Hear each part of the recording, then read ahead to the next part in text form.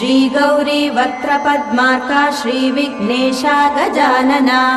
उत्तिष्ठ सुरसम्पूज्या त्रैलोक्यं पालनं कुरु श्रीगौरी वक्त्रपद्मार्का श्रीविघ्नेशा गजानना उत्तिष्ठ सुरसम्पूज्या त्रैलोक्यं पालनं कुरु उत्तिष्ठोत्तिष्ठ हेरम्बा उत्तिष्ठ गणनायका उत्तिष्ठ करुणापूर्णा भक्तानां भाग्यदायका उत्तिष्ठोत्तिष्ठ हेरम्बा उत्तिष्ठ गणनायका उत्तिष्ठ करुणापूर्णा भक्तानां भाग्यदायका श्रीयाकुवाहन शिवात्मज दिव्यगात्रा